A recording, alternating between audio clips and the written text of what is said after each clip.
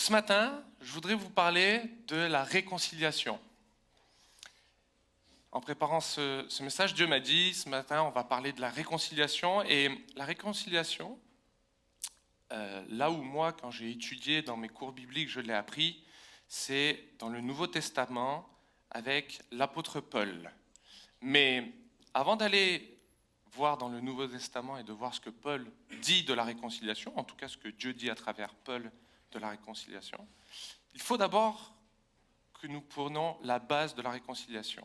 Et comme vous me connaissez, j'aime bien, avant même de parler de quelque chose, vous rappeler le sens de ce mot, ce que cela signifie, ce qu'est la réconciliation. Et donc le sens premier de la réconciliation est d'anéantir l'hostilité entre deux parties en désaccord. Il faut obligatoirement un conflit profond emmenant sur une division pour pouvoir laisser la réconciliation opérer. Ça, on n'a pas le choix. Jusque-là, on est tous d'accord. Elle a pour vocation de restaurer et de rebâtir une relation forte et stable afin de pouvoir avancer dans l'évolution des relations mutuelles. Elle a pour vocation de restaurer et de rebâtir une relation forte et stable afin d'avancer dans l'évolution des relations mutuelles. La réconciliation instaure l'unité, l'harmonie et la paix entre les deux parties qui s'opposent. Elle apparaît généralement à la suite de l'avènement du pardon. Je ne vais pas vous parler de pardon ce matin, mais je vais vraiment vous parler de la réconciliation. Mais bien sûr, il ne peut pas y avoir réconciliation s'il n'y a pas eu pardon. Je voudrais juste qu'on prenne vraiment conscience de ce mot. Ce n'est pas seulement un mot, ce n'est pas seulement je me suis réconcilié avec toi, une belle phrase. C'est vraiment quelque chose d'authentique, à vivre, qui nous oblige à avoir une unité, une harmonie et la paix avec la personne avec qui je me suis frité, je me suis cogné, je me suis chamaillé. Alors je ne sais pas vous, là, si maintenant, là, simplement, si je vous posais cette question, est-ce qu'il y a une personne avec qui vous vous êtes chamaillé, frité, et puis là vous vous dites, tiens, est-ce que je suis réconcilié avec lui ? Et si oui, est-ce que je suis en unité avec lui ? Est-ce que je suis en harmonie avec lui ? Est-ce que je suis en paix avec lui ? Voilà ce qu'est vraiment le sens du mot réconciliation. Alors on va commencer par l'Ancien Testament. Je vous invite à ouvrir vos Bibles dans Genèse 12, versets 1 à 3.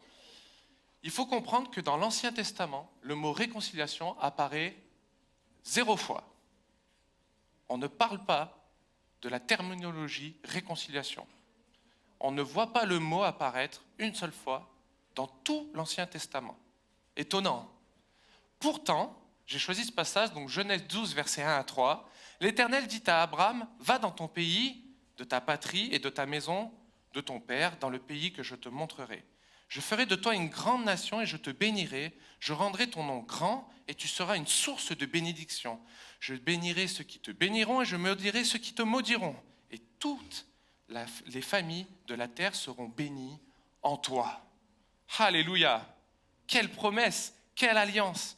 Là, vraiment, pour recontextualiser, Dieu a créé l'homme, a créé la femme, les a mis dans le jardin, ils ont péché, ils ont été séparés de Dieu, on l'a proclamé ce matin, Pierre-Yves nous l'a rappelé, séparés de la présence de Dieu.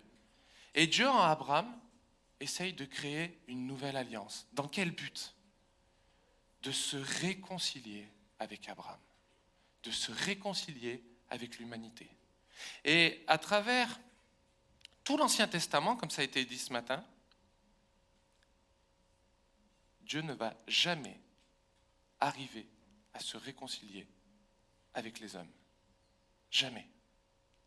Il y aura des éclats, il y aura des moments où, comme là Abraham, des promesses, des alliances qui sont scellées. Et encore aujourd'hui, elle est scellée, cette alliance. Elle est scellée. Et le peuple israélien va galérer pendant des années sans jamais arriver à se réconcilier avec Dieu. C'est, je pense, pour cette raison que l'Ancien Testament ne nous parle pas de réconciliation. On voit des éclats comme ça, en comprenant, bien sûr, à travers ce passage, que Dieu essaye de se réconcilier, mais ne va pas y arriver. Alors on pourrait dire, Dieu a un échec, il n'y arrive pas. Mais je le rappelle, pour qu'une réconciliation fonctionne, il faut l'unité, l'harmonie et la paix entre les deux parties. Ça ne peut pas marcher que dans un sens. Je le précise ce matin, et c'est pour cela que Dieu n'est pas arrivé avec le peuple israélien, parce que ça ne pouvait pas marcher que dans un sens. Si je m'arrêtais là, on se dirait, ok, on est foutu, hein, la réconciliation avec Dieu, si on l'apprend, tant mieux, mais si on ne l'apprend pas, c'est pas possible. Et puis comment la comprendre?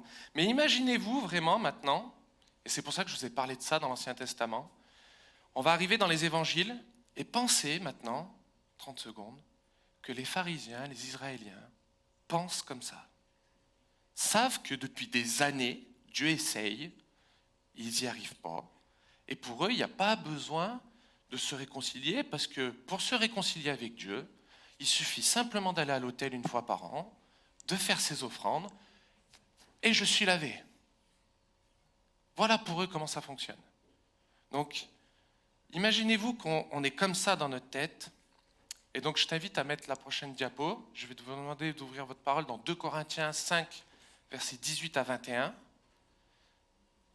Et là, pour pouvoir parler de réconciliation avec l'apôtre Paul, il ne faut pas prendre un, mais 2 passages.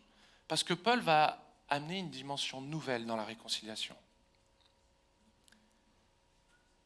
Et tout cela vient de Dieu qui nous a réconciliés avec lui par Christ. Tiens, le mot réconciliation apparaît. Et qui nous a donné le ministère de la réconciliation. Car Dieu était en Christ, réconciliant le monde avec lui-même et n'imputant point aux hommes leur offense.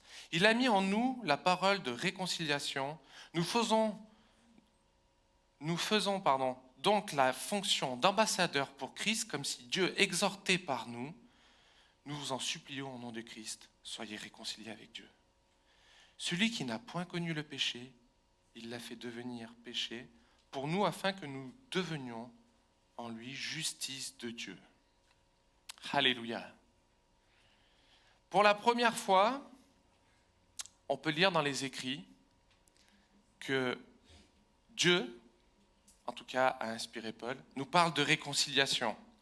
Alors beaucoup, quand j'ai étudié moi ce passage, la première chose qui vient, c'est que Paul, dans ce texte, est en train de parler de lui-même. Paul, pour ceux qui ne le connaissent pas, il a été touché sur le chemin de Damas, et il a été réconcilié avec Dieu, parce qu'il avait la haine de Jésus. Lui, c'était au-delà de dire « j'y crois pas et je m'en fous, il fait ce qu'il veut ». Lui, il avait la haine de Jésus. Il fallait qu'il tue ceux qui croient en Jésus, il fallait qu'il les arrête quoi qu'il arrive, quoi qu'il en coûte. Et donc Dieu s'est révélé à Paul, et à travers ce message, Paul est juste en train de vous dire « il faut vous réconcilier avec Dieu, parce que moi j'ai fait l'erreur d'être en conflit avec lui ». Donc ça, c'est le premier message qu'on sort. Mais si on prenait simplement ce passage et on le réduisait à la simple et faite du témoignage de Paul, ça serait tellement dommage. Parce que ce passage est beaucoup plus profond. Ce passage nous montre que Dieu a voulu se réconcilier avec l'homme, avec le grand H, que ce soit frère et sœur. Dieu a désiré depuis le commencement, de se réconcilier avec les hommes. La réconciliation est en premier lieu l'œuvre divine et objective qui a ôté l'obstacle du péché séparant Dieu et l'homme. Et elle rétablit la communion entre eux. Cet acte s'est accompli alors que les hommes étaient encore des ennemis de Dieu. Ils étaient hostiles. Toutefois, la réconciliation ne devient efficace et la communion est rétablie qu'au moment où la personne, individuellement, accueille l'œuvre divine de la réconciliation. c'est-à-dire au moment où elle est réconciliée avec Dieu. Nous pouvons vivre la réconciliation que si nous acceptons la réconciliation. Donc je reprécise, comme j'ai précisé au début, c'est deux parties. Donc la personne qui souhaite se réconcilier avec vous, il faut que vous aussi vous décidez de vous réconcilier. Et c'est seulement à partir de ce moment-là que vous allez découvrir ce qu'est la réconciliation de Dieu. Vous ne pouvez pas la recevoir avant. Et n'imaginez pas la recevoir avant. Ne vous dites pas, moi c'est mort, tant que je n'ai pas reçu la réconciliation, je ne me rétablirai pas avec lui. Vous ne la recevrez pas. Parce que pour la recevoir, il faut faire le pas. Il faut avancer vers la personne. Et je sais ô combien c'est difficile, et moi-même le premier. Mais il faut avancer vers la personne. Faire confiance alors qu'on a été trahi. Faire ce pas alors qu'on a été blessé, meurtri. Et c'est parce que vous allez faire ce pas que vous allez vivre ce verset. Alors, qu'est-ce qui a changé en premier lieu? Qu'est-ce qui a changé en premier lieu? Christ. Est-ce que tu peux me mettre la prochaine image, s'il te plaît? Voilà Dieu, le Père, et le peuple. Et Dieu a décidé de créer une réconciliation. Vas-y, mets la slide suivante. Verticale. Dieu va vers le peuple va vers Dieu. Et cette réconciliation-là, elle est possible grâce à qui? Tu peux mettre la prochaine slide, s'il te plaît. Elle n'apparaît pas, elle est en blanc. C'est pas grave, c'est pas grave, j'avais écrit Jésus. C'est pas grave. Vous avez deviné. Il y a déjà la croix en blanc. Pourquoi pas? C'est à travers Jésus. Et c'est ce que le verset nous dit. Car Dieu était en Christ, réconciliant le monde avec lui-même. Et je voudrais souligner dans le passage qu'on avait juste avant, du coup de 2 Corinthiens 5, 18, nous faisons donc les fonctions d'ambassadeurs pour Christ. Mais bien aimés, je voudrais vous dire ce matin, vous êtes des ambassadeurs de la réconciliation de Christ. Et non pas pour vous charger d'un poids sur les épaules, mais quand même de vous rappeler que vous devez, ce n'est pas une option, vous devez de vivre cette réconciliation. Vous devez de vivre avec Dieu cette réconciliation de haut en bas. Et au-delà de vous devez la vivre, désolé de vous le dire encore, j'en recharge encore une, vous devez la transmettre autour de vous. Elle doit transpirer de vous. On doit voir cette réconciliation opérer en vous. Et c'est pour cela Paul nous rappelle dans ce passage, nous faisons donc fonction d'ambassadeurs. Et nous vous exhortons et nous vous supplions au nom de Christ, soyez réconciliés avec Dieu. Ô combien c'est vital et important d'être réconcilié avec Dieu. Vous pouvez venir au Seigneur, vous pouvez croire en Christ, vous pouvez donner votre vie à Christ. Mais il y aura ce moment-là où vous devez passer par les réconciliations. Dans le Nouveau Testament, je voulais le dire un peu plus haut, mais je ne l'ai pas dit, le terme réconciliation n'apparaît que 6 fois. C'est un sujet qu'on ne parle très peu dans la Bible, mais ô combien il est important de le vivre et de le comprendre. C'est pour ça que ce matin, j'avais vraiment à cœur de vous rappeler, à travers les écrits, où vous trouvez ces choses-là. Pour que peut-être un jour, si quelqu'un vous en parle, vous pouvez lui dire, dans tel verset et dans tel verset, Dieu nous parle de sa réconciliation. Alors voilà, nous avons vu la première réconciliation, en tout cas moi c'est ce que je vais l'appeler comme ça, la première réconciliation entre Dieu et son peuple. Mais encore une fois, si je devais limiter la réconciliation à seulement Dieu et son peuple, ça serait une grosse erreur monumentale. Je vais vous inviter à ouvrir votre parole dans Éphésiens 2, 11, 22. C'est toujours Paul qui parle, ce coup-ci à l'église d'Éphèse. C'est pourquoi vous, autrefois païens dans la chair, appelés incirconcis pour ceux qu'on appelle circoncis, et qui le sont en la chair par la main de l'homme. Je pourrais, pardonnez-moi, m'arrêter là et puis dire, c'est pourquoi vous, autrefois, gens de Saint-Malo, dans la chair, je pourrais le dire, parce que c'est nous les païens. appelé incirconcis. Souvenez-vous que vous étiez en ce temps-là sans Christ, privés de droit de cité en Israël, étrangers aux alliances de la promesse. Oui, l'alliance qu'on a vue tout à l'heure, elle n'était pas pour nous. Sans espérance et sans Dieu dans le monde. Mais maintenant, en Jésus-Christ, vous qui étiez jadis éloignés, vous avez été rapprochés par le sang de Christ. Car il est notre paix, lui qui des deux n'en a fait qu'un et qui a renversé les murs de la séparation, l'inimitié. Ayant anéanti par sa chair la loi des ordonnances dans sa prescription, afin de créer en lui-même avec les deux un seul homme nouveau, établissant la paix. Et de les réconcilier les uns et les autres en un seul corps, avec Dieu par la croix, en détruisant par elle l'inimitié. Il est venu annoncer la paix à vous qui étiez loin et la paix à ceux qui étaient près. Car par lui, nous avons les uns et les autres accès auprès du Père dans un même esprit. Ainsi donc, vous n'êtes plus des étrangers ni des gens du dehors, mais vous êtes concitoyens des saints. Alléluia. Vous êtes concitoyens des saints, gens de la maison de Dieu. Vous avez été édifiés sur le fondement des apôtres et des prophètes, Jésus-Christ lui-même étant la pierre angulaire. En lui, tout l'édifice bien coordonné s'élève pour être un temple saint dans le Seigneur.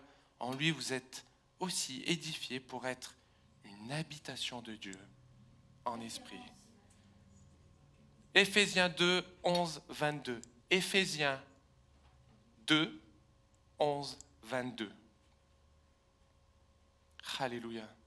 Ce texte est puissant et profond et il y a beaucoup de choses à dire dessus. Dans un premier temps, bien sûr que ce texte nous parle toujours de la réconciliation entre Dieu et l'homme. C'est toujours d'actualité. Et il nous le rappelle encore que c'est par Jésus-Christ. Donc on a toujours cette réconciliation verticale qui existe. Mais le texte commence et nous parle d'une réconciliation entre les païens et les circoncis, les juifs et le reste du monde. Et là, Dieu nous amène une dimension nouvelle de la réconciliation. Dieu ne nous dit pas seulement « sois réconcilié avec moi et entre dans la joie de ton Père ». Il te dit la réconciliation aussi, c'est horizontal. Est-ce que tu pourrais mettre la diapo, s'il te plaît ? Vas-y, passe les slides, s'il te plaît. Donc, on a la réconciliation verticale et on a la réconciliation horizontale. Dieu nous dit, je ne veux plus que vous soyez séparés de ce peuple à qui j'ai fait la promesse, mais que vous soyez unis et que vous faites un. Alors, je voudrais vous encourager ce matin. Est-ce que vous êtes réconciliés verticalement avec Dieu, premièrement ? Mais est-ce que vous êtes réconciliés horizontalement avec les frères, avec les sœurs? Est-ce que vous vivez cette réconciliation que nous vivons avec Dieu? Alors j'ai envie de vous dire, peut-être qu'avec Dieu c'est facile. Et encore, moi perso, ça n'a pas été si facile que ça. Mais peut-être qu'on a plus de facilité dans notre chambre, dans le secret de notre chambre, de crier à Dieu, de tout lui donner, d'être à genoux devant lui, de s'humilier devant lui. Mais est-ce qu'on arrive à le faire avec un frère ou une sœur? Est-ce qu'on est capable de le faire? Et moi, je veux proclamer que si vous avez reçu la réconciliation avec Dieu, vous avez reçu cette réconciliation avec votre frère ou votre sœur. Il suffit juste de faire le pas, de la vivre. J'avais écrit aussi le mot Jésus, je ne sais pas s'il va apparaître. Mais si vous avez remarqué cette image, j'ai volontairement fait une croix. Et pour vous rappeler qu'en fait, la croix nous rappelle que tout est accompli. Jésus va dire sur cette croix, tout est accompli. Et par la croix de Christ, il n'y a aucune réconciliation qui ne peut se faire. Et je voudrais qu'on garde bien ça dans notre tête ce matin. Il n'y a aucune réconciliation qui peut se faire si nous ne passons pas par la croix.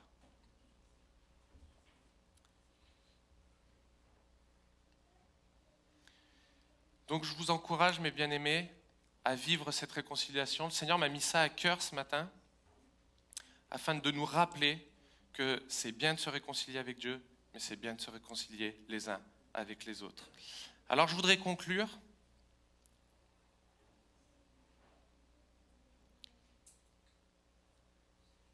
Dans toutes les études que j'ai pu faire, et dans toutes les doctrines que j'ai pu étudier,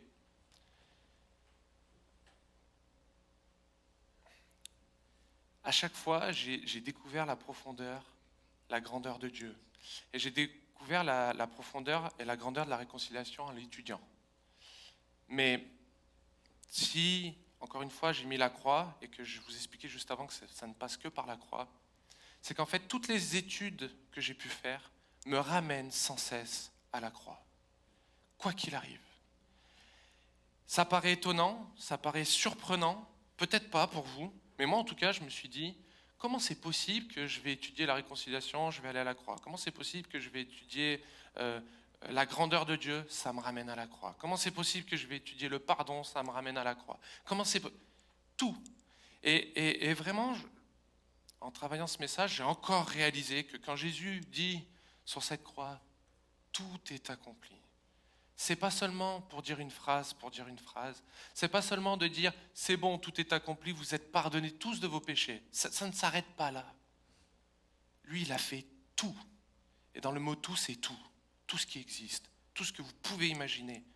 Donc je vous encourage, mes bien-aimés, quand on étudie, quand on observe la parole de Dieu, quand on approfondit la parole de Dieu, laissez-vous guider. Laissez-vous transporter vers la croix, parce que c'est un moment clé, fort et puissant que Christ a fait, afin que toi, tu puisses être un jour réconcilié à Dieu.